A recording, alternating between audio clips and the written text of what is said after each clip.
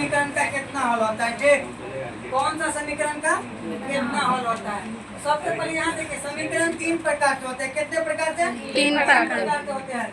सबसे पहले अविरोधी समीकरण, आश्रित समीकरण और विरोधी समीकरण। समीकरण कितने प्रकार का? तीन प्रकार का। कौन कौन? अविरोधी, आश्रित और विरोधी, यही ना? ये तीनों नाम हो गया। अब इसका हम अनुपात की तुलना देखेंगे, कौन सा समीकरण में कौन सा अनुपात होता है। तो अविरोधी समीकरण का अनुपात होता है कि A1 बटा A2 बराबर नोट B1 बटा B2। और विरोधी का क्या होता है? A1 बटे A2 बराबर नोट B1 बटे B2 का होता है।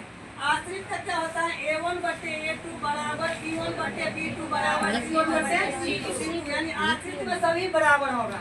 A1 बटे A2 भी, B1 बटे B2 भी और C1 बटे C2 भी। विरोधी में क्या होता है? A1 बटे A2 बराबर B1 बटा B2 का होता है, लेकिन बराबर नोट होता है C1 बटे C2 का। यहाँ क्या देखें कि अविरोधी का A1 बटे A2 बराबर नोट B1 बटे B2।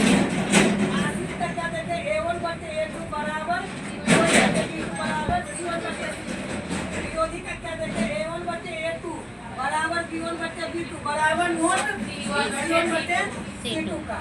अब अलग से क्वेश्चन पूछेगा कि अविरोधी समीकरण जो है, इसका ग्राफीय फिगर क्या होता है? ग्राफीय फिगर मतलब यह हुआ कि ग्राफ पे इसको कैसे निरूपण करते हैं। इसका क्या होता है? प्रतिच्छेदी करती रेखा है।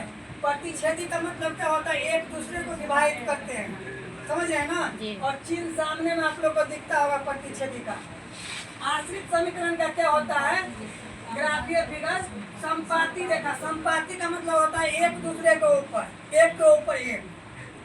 नेक्स्ट विरोधी का क्या होता है? समांतर रेखा। समांतर मतलब ये हुआ कि एक दूसरे का समांतर होना चाहिए, जैसे मीन्स रेल का पटरी कभी आपस में मिलते हैं नहीं। ये हो गया समांतर में।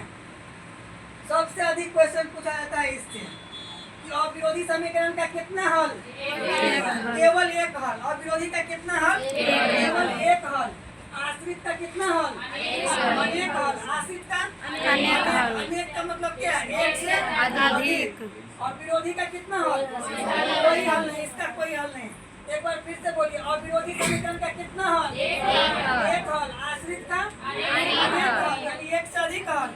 और विरोधी का कोई हल नहीं।